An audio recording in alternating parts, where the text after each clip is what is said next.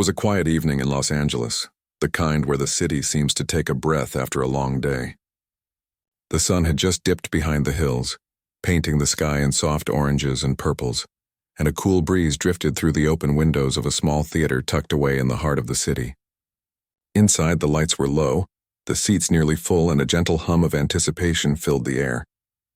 People had come from all over, not for a movie premiere or a flashy awards show, but for something quieter, more meaningful, a charity gala honoring nurses, doctors, and everyday heroes who'd worked tirelessly through some of the hardest years anyone could remember. On stage sat two familiar faces, faces the world had watched grow up on screen, fall in love in action movies, make each other laugh in rom-coms, and support each other through interviews over the decades. They weren't there as movie stars that night. They were just two friends, sitting side by side on simple wooden chairs, dressed in comfortable clothes, looking more like neighbors who'd known each other forever than global celebrities. The host, a warm-voiced journalist known for asking thoughtful questions instead of chasing headlines, smiled at them both. "You two have been friends for over 30 years, she began. "People see your chemistry, your loyalty. They admire it. But I wonder, are there moments between you that no one's ever seen? The kind that don't make it into magazines or red carpets?" There was a pause. Not an awkward one, just a thoughtful silence like someone flipping through pages in their mind. Then he spoke. His voice was calm, a little soft, the way it always is when someone's about to share something real.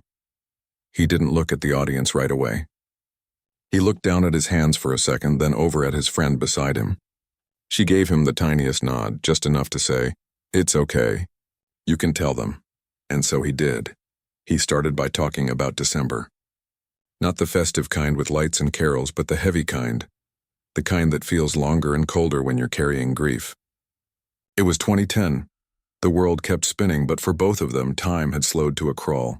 She had just lost someone incredibly close, someone who'd been her anchor, her partner, the father of her children. And he'd been walking through loss for years. His daughter, never even given a chance to take her first breath. His partner, gone too soon. The kind of pain that doesn't announce itself loudly. It just settles in your bones and stays. He said that in those days he didn't answer his phone much. Didn't go out. Didn't feel like talking. He'd sit in his living room, sometimes for hours, just staring out the window, wondering how the world could keep moving when everything inside him felt so still. And then, one night there was a knock, not a loud, demanding knock. Just a soft tap, almost hesitant, on his front door. It was past 10, and it had been raining lightly all evening. He wasn't expecting anyone. Honestly, he wasn't sure he wanted to see anyone. But something made him get up and open the door. And there she was, dressed in a simple coat, hair damp from the drizzle, eyes tired but steady. She didn't say, "Can I come in?" She didn't say, "I'm so sorry." She didn't even say much at all. She just looked at him, really looked, and said, "Mind if I sit with you for a while?" He stepped aside. No words needed. They walked out to the small porch in the back of his house. The kind with two old chairs, a side table with a half-finished cup of tea from earlier, and a view of the city lights flickering in the distance.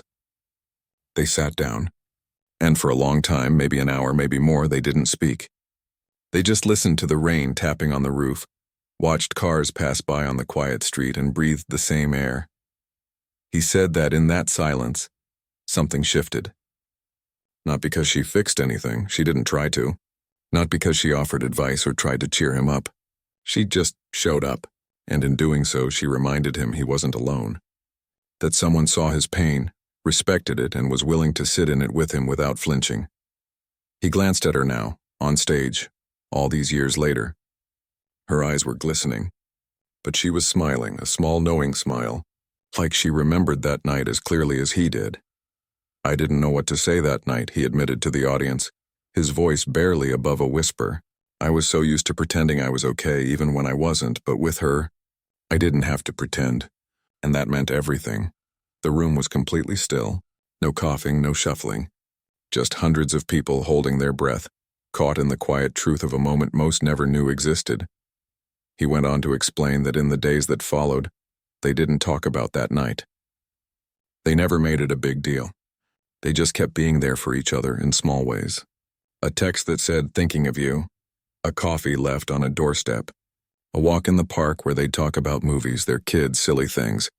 Anything but the weight they both carried. And slowly, without either of them realizing it at first, the weight got a little lighter.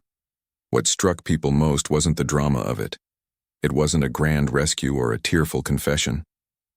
It was the simplicity, the humanity. Two people, famous to the world but just human to each other. They didn't need speeches or solutions. They just needed presence. Later, someone in the audience would say it felt like watching a window into a private moment they weren't supposed to see, but were better for having witnessed. Others would say it reminded them of their own friendships, the ones that don't need constant contact but still feel like home. As he finished speaking, he turned fully toward her and said, "You didn't just come over that night. You gave me back a piece of myself I thought I'd lost." She reached over and squeezed his hand. No words, just that. And in that simple gesture, the whole room seemed to exhale. People began to wipe their eyes, not because it was sad exactly, but because it was so deeply true. In a world that often feels loud, performative, and disconnected, here was proof that real connection still exists. That showing up, just showing up, can be the most powerful thing you ever do for someone. The host didn't jump in with another question right away. She let the moment breathe. Because some truths don't need follow-ups, they just need space to land. And as the first few seconds of silence stretched into a full minute, something remarkable happened. One person started clapping, then another. Then the whole room rose to their feet, not in celebration but in gratitude. Not for the fame, not for the movies, but for the quiet courage it takes to be human. To be vulnerable and to say without words, "I'm here." He looked out at the crowd, a little surprised, then nodded slowly as if to say, "This isn't just about us. It's about all of you too." Because in the end, that night on the porch wasn't just their story. It was a reminder for everyone listening. You don't need to have all the answers to help someone. Sometimes the greatest gift you can give is your quiet presence, and the willingness to sit in the rain with someone who's hurting. And that, more than any blockbuster scene or award-winning line, is what stayed with people long after the lights came up. The year 2010 had been one of those years that leaves a mark, deep, quiet, and hard to explain to anyone who wasn't there. For her, it started with a phone call in the middle of the night, the kind that makes your stomach drop before you even hear the words. Her partner, her rock, the man who helped raise her children like they were his own, had taken suddenly ill. Within weeks he was gone. Just like that. No long goodbye, no time to prepare. One day he was making pancakes on a Sunday morning. The next, his chair at the kitchen table sat empty. She tried to hold it together. For the kids, for work, for the world that still expected her to smile on talk shows and walk red carpets like nothing had changed. And she did on the outside. But inside it felt like she was walking through thick fog. Every morning she'd wake up and for a split second forget he was gone. Then the truth would crash over her like a wave, and she'd have to sit on the edge of the bed just to catch her breath. She had friends, of course, lots of them. People called, sent flowers, offered help. But grief is a strange thing. It doesn't always want company. Sometimes it wants to be alone, and sometimes the only person who truly understands your kind of pain is someone who's walked a similar road. Someone who doesn't need you to explain why you're crying in the cereal aisle or why you can't answer the phone for days. That's when she thought of him. She hadn't spoken to him much that year. They'd exchanged holiday cards, a few texts here and there, but life and loss had pulled them into their own separate storms. Still, she remembered how he'd carried himself after his own tragedies. Not with anger, not with noise, but with a quiet dignity that somehow made space for others to feel their own pain without shame. He never pretended to be okay when he wasn't, and he never asked anyone else to pretend either. One evening, after tucking the kids into bed, she sat alone in the living room, staring at the rain outside. The house felt too big, too quiet. She picked up her phone, scrolled to his number, and almost called. But she stopped herself. What would she even say? "Hey, I'm falling apart. Can you fix me?" No, that didn't feel right. He wasn't a therapist. He was a friend. And real friends don't always need words. So instead of calling, she got in her car. She didn't tell anyone where she was going, didn't plan what she'd say. She just drove. Through the wet streets, past the glowing billboards of Hollywood, up into the hills where the houses sit farther apart, and the city lights stretch out below like stars. She parked a block away from his place, walked the rest in the drizzle, heart pounding not from fear, but from the rawness of what she was about to do. Show up at someone's door with nothing but her silence and her sorrow. When he opened the door, she saw it in his eyes right away. He knew. Not the details maybe, but the weight, the kind of weight that changes how you stand, how you breathe. He didn't ask, "What's wrong?" He just stepped aside and said, "Come in." They didn't go inside, though. He led her to the back porch, the same one he'd later describe on stage all those years later. 2 worn chairs, a small table with a chipped mug, and a view of the valley below. They sat, and for a long time neither spoke. Rain tapped gently on the roof. A distant siren wailed, then faded. Somewhere a dog barked. Normal sounds. But in that moment, sitting next to someone who understood loss without needing it explained, those ordinary sounds felt like a lifeline. He didn't try to fill the silence with advice. Didn't say it'll get better or he's in a better place. He just let the quiet be. And in that quiet, something shifted inside her. Not because the pain went away, it didn't, but because, for the first time in weeks, she didn't feel like she had to carry it alone. Later, she'd write about that night in a private journal, not for anyone to read, just for herself. She wrote, "He didn't try to fix me. He didn't even try to understand everything. He just let me be broken next to him. And that was enough." Back then, she didn't know he was carrying his own fresh grief. She knew about his past losses, of course, everyone did. But what she didn't know was that just months before, he'd marked the anniversary of his daughter's stillbirth alone, lighting a candle in his kitchen and sitting with it until dawn. He hadn't told anyone. He rarely did. Pain for him was something private, a thing to be held gently, not displayed. But that night, sitting beside her on the porch, he didn't have to hold it alone either. And maybe that's what made the difference. They weren't there to solve each other's problems. They were there to say without words, "I see you. I'm here. You're not invisible in your pain." After a while, he got up and went inside. She thought he might be ending the visit, but he came back with 2 fresh mugs of tea, steaming, simple, the kind with honey and lemon. He handed her one, sat back down, and they watched the rain together. No grand speeches, no dramatic confessions, just 2 people sharing warmth on a cold night. Before she left, she finally spoke. "Just 3 words, thank you for this." He nodded. "Anytime," he said. And she knew he meant it, not as a polite phrase but as a promise. In the weeks that followed, they didn't talk about that night again. They didn't need to. But something had changed between them. A door had opened, not a loud swinging one, but a quiet crack that let in a little light. They started checking in more, not with long calls, but with small gestures.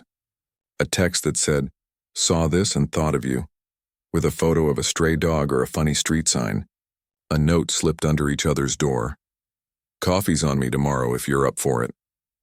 They'd meet at a quiet cafe far from the spotlight, where no one bothered them. They'd talk about movies they loved, books they were reading, the funny things their kids said. Sometimes they'd fall into silence again, and it was okay. Comfortable even, because by then they both knew silence between friends isn't empty. It's full of understanding. What made their bond so rare wasn't that they never fought or disagreed. They did, like all friends. It was that they never made each other feel like a burden. In a world that often treats vulnerability like weakness, they gave each other permission to be human. Tired, sad, confused, or just plain quiet. And slowly, almost without noticing, the fog began to lift. Not all at once. Not completely. But enough. She started laughing again. Real laughs, not the polite ones for cameras. He started saying yes to small projects again, not because he had to, but because he remembered he still loved telling stories. Neither would ever say that night, saved them. Healing doesn't work like that, but it reminded them that connection is medicine, that showing up, even without a plan, even without words, can be the first step back toward the light. Years later, when people asked how they'd stayed friends for so long in an industry known for fleeting relationships, they'd both give the same answer. We just kept showing up for each other. And that night in 2010, it wasn't the beginning of their friendship. It was the moment it deepened into something unshakable. Not because of fame or shared success, but because of shared humanity. In a world that often celebrates the loud and the flashy, their story was a quiet rebellion, proof that the most powerful acts of love are often the ones no one sees. Just two people sitting in the rain, choosing to be present when it mattered most, and sometimes that's enough to change everything. After that night on the porch, things didn't magically get better overnight. Grief doesn't work like that. It doesn't follow a schedule or wrap itself up in a neat bow. But something had shifted. It was subtle, like the first hint of warmth after a long winter. Neither of them talked about it much, but they both felt it. A quiet understanding had settled between them, like an unspoken promise that they wouldn't let the other drown in silence again. What followed wasn't dramatic. There were no grand declarations or tearful reunions. Instead, it was built on small, ordinary moments, the kind most people wouldn't even notice. A handwritten note tucked into a mailbox, a paper bag left on a doorstep with 2 croissants and a thermos of coffee, a text that simply said, "Saw the sky tonight, thought you'd like it," with a photo of the sunset over the hills. They never made a plan. They never said, "Let's be each other's support system." It just happened naturally, like 2 trees growing close enough that their roots start to intertwine underground. And in those quiet exchanges, something powerful took root. Trust. Not the kind that's loud or performative, but the deep, steady kind that says, "I know you're hurting, and I'm not going anywhere." Sometimes they'd meet at a park early in the morning before the city woke up. They'd walk side by side along the empty paths, not saying much, just enjoying the rhythm of footsteps and the sound of birds waking up. Other times they'd sit on a bench near a quiet pond, watching ducks glide across the water. Once they spent an entire hour trying to figure out how to feed a squirrel without getting bitten. They laughed, real easy laughter that didn't feel forced or rehearsed. It was the kind of laughter that comes when you're finally relaxed enough to let go. What made these moments special wasn't what they did. It was what they didn't do. They didn't try to fix each other. They didn't offer advice unless it was asked for. They didn't compare pain or compete over who had it worse. They just let each other be exactly as they were, tired, sad, confused, or sometimes just numb. And in a world that often demands constant positivity, that kind of acceptance was rare and healing. There was one morning, a few months after that first porch visit, when she showed up at his place with a box of old photos. She hadn't planned to bring them. She'd been cleaning out a drawer and found them. Pictures of her partner, of family vacations, of quiet moments no one else had seen. She'd sat on the floor of her bedroom for an hour crying, unsure what to do with them. Then on impulse, she grabbed the box and drove over. When he opened the door, she just held it out. "I don't know why I brought these," she said, her voice shaky. "I just didn't want to look at them alone." He didn't say anything. He just took the box, led her to the kitchen table, and put on a pot of tea. They sat there for hours, flipping through the photos. She told stories about the time they got lost on a road trip, about how he used to sing off-key in the shower, about the way he always made pancakes shaped like hearts for the kids on birthdays. Sometimes she cried. Sometimes she smiled, and he just listened. Not like he was waiting for his turn to speak, but like every word mattered. At one point, she looked up and said, "Does it ever stop hurting?" He thought for a long time before answering. "No," he said quietly. "But it changes. It gets woven into who you are. And if you're lucky, you learn to carry it without letting it crush you." She nodded. That was enough. On his side, he started doing little things too, small acts of care that spoke louder than words. He'd notice when she hadn't slept well and show up with her favorite soup. He'd send a book he thought she'd like with a note that said, "Page 42 made me think of you." Once, when she was overwhelmed with work and parenting, he quietly arranged for a trusted friend to help with school pickups for a week. No fanfare. No mention of it until she figured it out and called him. Stunned. "What did you do that for?" she asked. "Because you needed it," he replied, as if it were the most obvious thing in the world. That was the thing about him. He never made kindness seem like a sacrifice. He treated it like breathing, natural, necessary.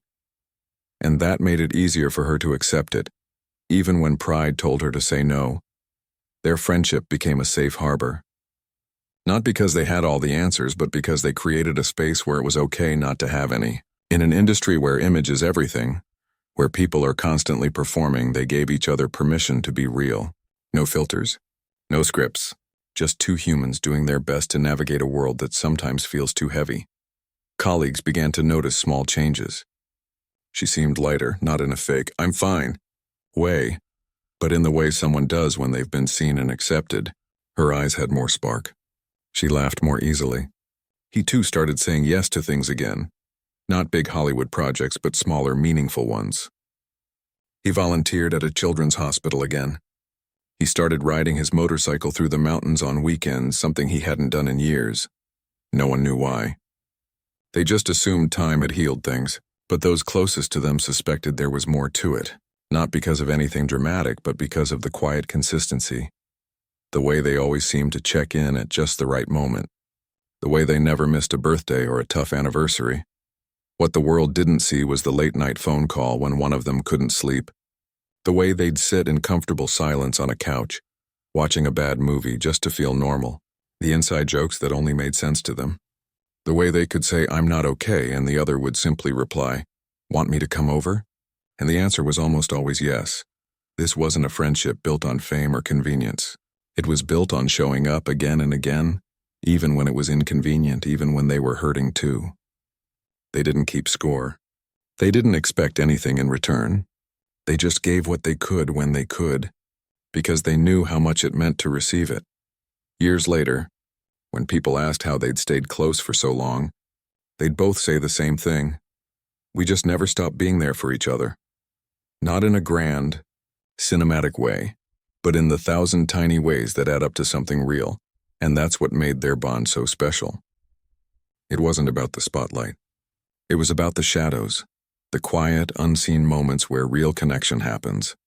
The kind of friendship that doesn't need applause, because its reward is simply knowing someone's got your back, no matter what. In a world that often feels disconnected, rushed, and surface level, their story was a quiet reminder. The deepest relationships aren't built on big gestures, but on small, consistent acts of love, on showing up, on listening, on sitting in the rain together when the world feels too heavy to carry alone. And sometimes, that's enough to help someone find their way back to the light, one quiet moment at a time. The moment he finished speaking on that stage, the moment his voice cracked just slightly as he said, "She saved me that night." Without even trying, the room didn't just fall silent. It felt like the whole world held its breath. And then, as if on cue, she reached over and took his hand. Not for the cameras, not for show. Just because, after all those years, it was the most natural thing in the world to do. No one expected what happened next. Within minutes, clips of the interview began spreading online.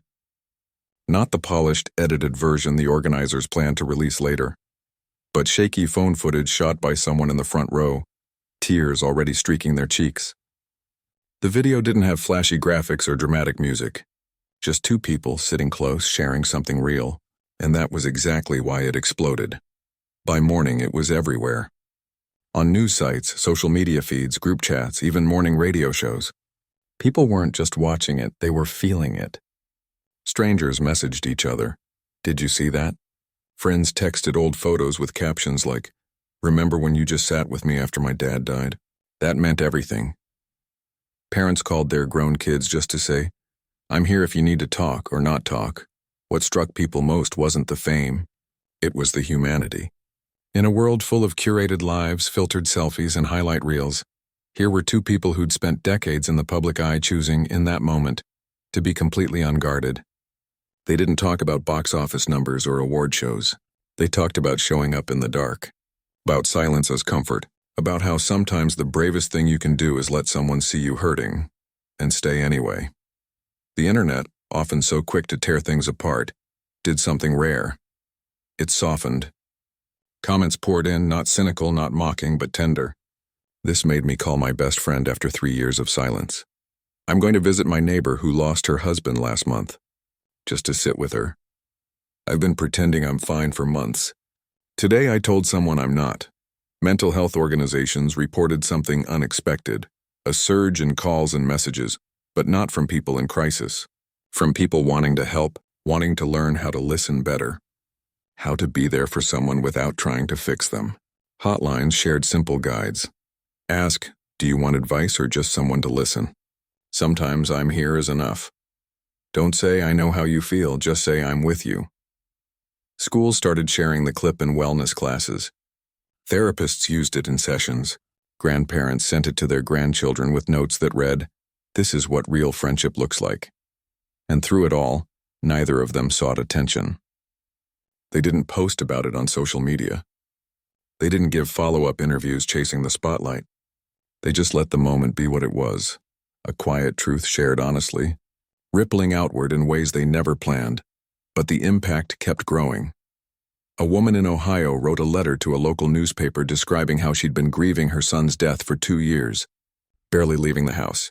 After watching the video, she walked next door to her elderly neighbor, who'd lost her husband the same year, and knocked on the door.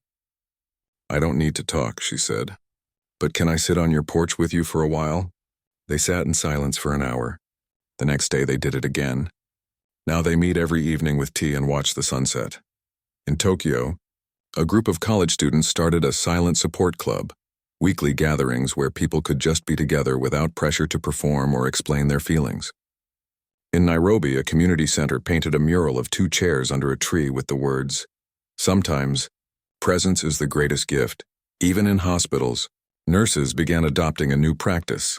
When a patient was overwhelmed, instead of rushing in with solutions, they'd simply sit beside them for a few quiet minutes. "We call it porch time," one nurse said in an interview.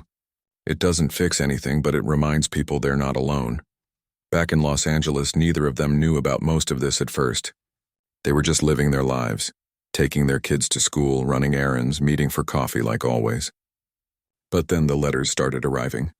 Not fan mail about movies, but handwritten notes from strangers sharing how that one story had changed something in them. One letter came from a teenager who'd been planning to end his life that week. He'd stumbled on the clip late at night, feeling completely alone. But hearing someone say, "You don't have to pretend you're okay," made him pause. He called a helpline instead. "I'm still here," he wrote, "because 2 people showed me that being seen matters more than being perfect." They read that letter together, sitting on a bench in a quiet park, just like old times. Neither spoke for a long while. Then he said softly, "We didn't do anything special." She looked at him. Maybe that's the point. It wasn't special. It was just human. And that's what people needed to remember. That's when it hit them. Their story wasn't really about them. It was about everyone who's ever felt too broken to speak, too tired to pretend, or too alone to reach out. It was about the quiet power of showing up, not with answers, but with your whole self.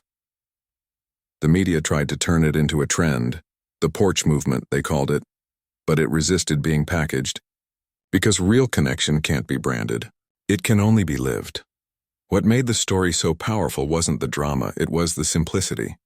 No grand rescue, no miracle cure, just 2 people choosing to be present when it mattered most. And in doing so, they gave permission to millions to do the same. People started redefining what support looks like. It wasn't always about saying the right thing. Sometimes it was about saying nothing at all. It wasn't about fixing pain. It was about sharing the weight of it. Couples who'd grown distant began having quiet nights. No phones, no TV, just sitting together, remembering how to be still with each other.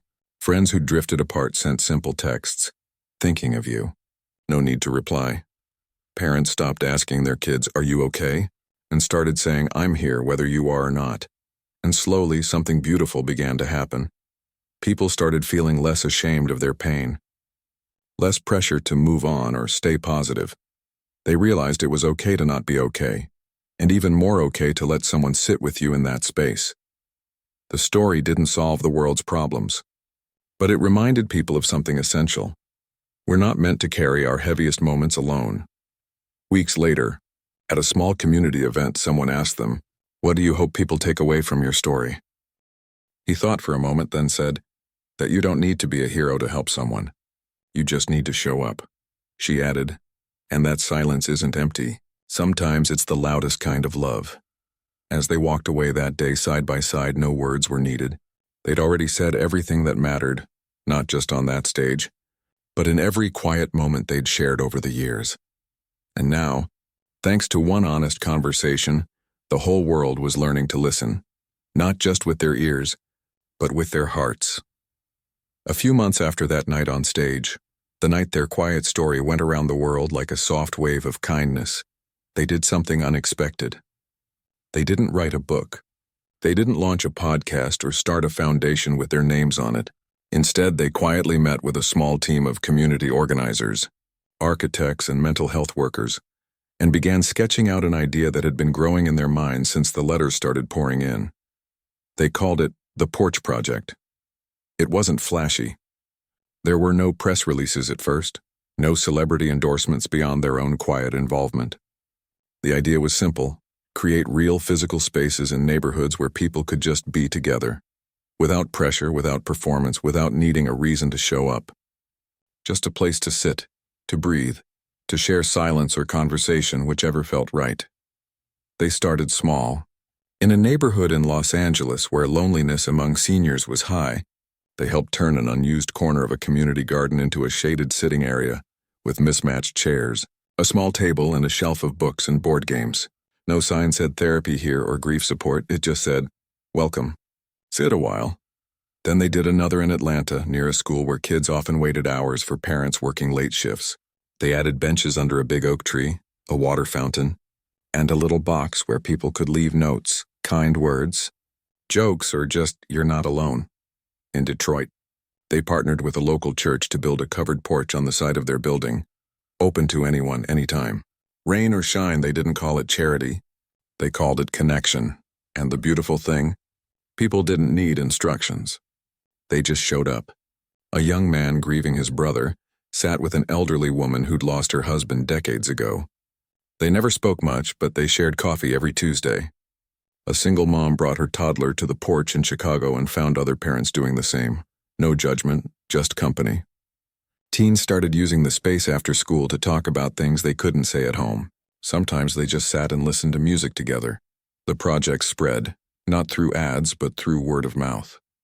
Neighbors told neighbors, teachers told students, nurses told patients, and in each place the community shaped the porch to fit their needs. In one town, it became a spot for weekly storytelling nights. In another, people left warm coats in the winter for anyone who needed one. In a rural village, the porch turned into a place where farmers could gather after long days, not to solve problems, but to remember they weren't alone in carrying them. When asked why they chose this path, they both gave the same answer: because healing doesn't always happen in offices or hospitals. Sometimes it happens on a bench, with someone who's willing to sit with you. They refuse to be called founders or leaders. "We're just helpers," one of them said during a rare visit to a new porch in New Mexico. The real work is being done by the people who show up every day, not for fame, but because they care. And that was the heart of it. The Porch Project wasn't about them. It was about returning something the modern world had lost: the simple act of being present with one another. Schools began adopting the idea too. Counselors created quiet corners in hallways, small spaces with soft lighting and comfortable chairs where students could go when they felt overwhelmed. Teachers stopped forcing kids to talk it out and started offering, "Would you like someone to sit with you?" And more often than not, that was enough. Hospitals followed. Waiting rooms added stillness nooks, calm areas where families could gather without the buzz of announcements and fluorescent lights. One ICU nurse said, "We used to think we had to fix everything. Now we know sometimes the best medicine is just sitting with someone while they wait for news." What made the movement so powerful was that it asked for so little and gave so much in return. You didn't need money to participate. You didn't need training. You just needed to be willing to show up, to listen, to stay. And people did. In parks, on sidewalks, in apartment courtyards, people began creating their own porches. A couple of chairs under a tree. A bench by a bus stop with a small umbrella. A folding table on a balcony with a sign that read, "Tea and Quiet Company, free." Social media, once a place of comparison and noise, became a tool for connection. People posted photos of their local porches with hashtags like "Just Sit With Me" or "Porch Kindness." Not to show off, but to invite others in. "My porch is open today," one post read. "If you need a quiet place, I'll be here from 4 to 6. Even workplaces changed. Companies started adding quiet rooms where employees could go to decompress, not to be productive, just to breathe. Managers began checking in with, "Do you need space or support?" instead of "Are you okay?" knowing that okay is often a lie people tell to keep moving. Through it all, the two friends stayed in the background. They visited porches when invited, always quietly, never announcing themselves. They'd sit with whoever was there, listen more than they spoke, and leave before anyone made a fuss. They didn't want statues or headlines. They wanted benches. Years later, when asked if they ever imagined their story would lead to something like this, they both smiled the same small, humble smile. "We didn't plan it," one said. "We just lived it." And maybe that's the lesson. You don't have to change the world in one big act. You change it by showing up for one person in one quiet moment. The world kept spinning. There were still hard days, losses, heartbreaks. But something had shifted. People began to understand that love isn't always loud. Sometimes it's the person who sits with you in the rain. Sometimes it's the note left on your door that says, "Thinking of you." Sometimes it's the stranger who shares a bench and doesn't ask why you're crying, just stays until you're ready to go. And in living rooms, hospital waiting areas, schoolyards, and quiet corners all over the world, people began to practice that kind of love, not because they were famous, but because they'd been reminded that it's possible. One evening, long after the project had grown beyond anything they'd imagined, they found themselves back on a porch, not the one from 2010, but a new one built by a community in Oregon. It was simple. Wooden planks, a roof of corrugated metal, 2 rocking chairs, and a view of the mountains turning gold in the sunset. They sat in comfortable silence, just like old times. No cameras, no audience, just 2 friends who'd walked through fire and found each other on the other side. After a while, one of them said softly, "Do you think we made a difference?" The other looked out at the horizon, then back at their friend and smiled. "I think we reminded people that they already had everything they needed to help each other. They just forgot to use it." And in that moment, with the wind rustling through the trees and the sky painted in quiet colors, it was enough. Because the greatest legacy isn't built in monuments or movies. It's built in moments, small, human, and real, where one person chooses to sit with another and says without words, "You matter. I'm here. You're not alone." And that, more than anything, is what changed the world. Not all at once, but one porch, one heart, one quiet act of presence at a time. It's been a few years now since that night on stage. The night a simple story about sitting in the rain sparked something far bigger than anyone expected. And if you walk through certain neighborhoods today, you'll see it. Small signs, often hand-painted, tucked beside benches or under trees. Porch time welcome. Sit. Breathe. You belong. Sometimes there's a thermos of tea, a stack of books, or a jar labeled kindness notes. Take one, leave one. No one owns these spaces. Everyone tends to them. But here's what most people don't know, the part that never made the news or the viral clips. The real magic didn't happen in the grand openings or the interviews. It happened in the quiet, unrecorded moments that followed, the kind that don't get likes or shares but change lives anyway. Take the woman in Portland, for example. She'd lost her son to an illness no one saw coming. For months, she barely left her house. Then one gray afternoon, she saw a flyer at the grocery store. New porch open at Maple and 5th, no talking needed. She almost threw it away. But something made her fold it and tuck it in her coat pocket. She went the next day. Just stood at the edge of the little garden, unsure. An older man was already there reading a newspaper. He didn't look up right away. When he did, he just nodded, no smile, no pressure, and went back to his paper. She sat on the far bench. 10 minutes passed. Then 20. She didn't say a word. But when she left, she felt lighter, like she'd exhaled for the first time in months. She came back the next day. And the next. Weeks later, she brought a thermos of hot chocolate and set it on the table between them. He poured a cup without a word. That was their first conversation. 2 mugs, shared in silence. Or the teenager in Houston who'd been bullied so badly he stopped going to school. His mom found him one morning sitting on their front steps, backpack untouched. She didn't yell. She didn't beg. She just sat beside him and said, "There's a porch down the street. Want to walk there with me?" They went, sat, watched clouds. Didn't talk about school or pain or anything heavy. Just existed together. The next day he went back, alone. A week later he walked into school again. Not because he was fixed, but because he remembered he wasn't invisible. These stories never made headlines, but they multiplied.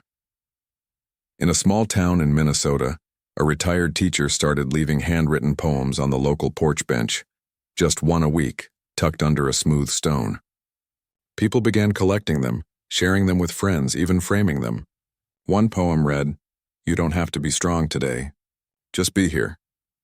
A nurse carried that line in her wallet for years. In New Orleans, after a storm knocked out power for days, neighbors gathered on the community porch, not to complain, but to share candles, canned food, and stories. Someone brought a guitar. Someone else made coffee on a camp stove. What started as survival turned into something deeper. Connection. They kept meeting there long after the lights came back on, and through it all, the two friends who'd started it all stayed mostly out of sight. They still met for coffee, still checked in on each other, still lived quiet lives away from the spotlight. But every so often, one would get a real letter on real paper, and pass it to the other over their mugs. One such letter came from a man in rural Kentucky. He wrote that he'd been struggling with grief after his wife passed, and shame kept him from reaching out. "I thought I had to be tough," he wrote, "but then I saw your story. So last Tuesday I walked to the new porch in town. Just sat, didn't talk to anyone. But a woman brought me a cookie. Didn't say why. Just left it on the bench. I cried for the first time in a year. Not because I was sad, because I felt seen. They read that letter on a quiet morning, the kind where the city feels still. Neither spoke for a long time. Then one said, 'We didn't do that.' He did, she did. They all did. And that was the truth. The movement wasn't theirs anymore. It belonged to everyone who'd chosen to show up. To sit, to leave a cookie, to share a bench, to say nothing but mean everything. Schools began teaching kids about porch values, not as a lesson, but as a practice. In one elementary classroom, students took turns being the quiet buddy for the week, someone classmates could sit with if they were having a hard day, no questions asked. Teachers noticed fewer outbursts, more empathy. Kids started saying things like, "It's okay to not be okay," and actually meant it. Even workplaces changed. A tech company in Seattle turned a conference room into a stillness space. No screens, no agendas, just soft lighting and comfy chairs. Employees used it not to nap, but to reset. One engineer said, "I used to think taking a break meant I was weak. Now I know it means I'm human." What surprised everyone was how little it took to make a difference. A wave, a nod, a cup of tea, a space where silence wasn't awkward but welcome. And the best part? It cost almost nothing. No fancy apps, no subscriptions, just willingness. Years later, at a small gathering to celebrate the 100th official Porch Project space, someone asked them, "What's next?" They looked at each other, then at the crowd, neighbors. Volunteers, kids, elders, all gathered under string lights in a converted alleyway now full of plants and laughter. "I think we're done planning," one said. "Now we just keep living it." The other added, "The world doesn't need more heroes. It needs more people willing to sit on a porch, and that's exactly what's happening. If you visit any of these spaces today, you won't see their faces on posters, you won't hear their names, but you'll feel their spirit, in the way strangers greet each other like old friends, in the way someone always refills the tea, in the way a quiet, 'How are you really?' is met not with a fake smile but with honest eyes, because the greatest change doesn't come from the top down. It grows from the ground up. One quiet act of courage, one shared silence, one open bench at a time. And maybe that's the real ending. There isn't one. The story keeps going. Every time someone chooses to show up for another, not to fix them, not to save them, but just to be there, it continues. In a world that often feels loud, rushed, and disconnected, these porches are gentle reminders. We are not meant to carry our heaviest moments alone. And sometimes the most powerful thing you can do is the simplest. Sit beside someone and let the rain fall together.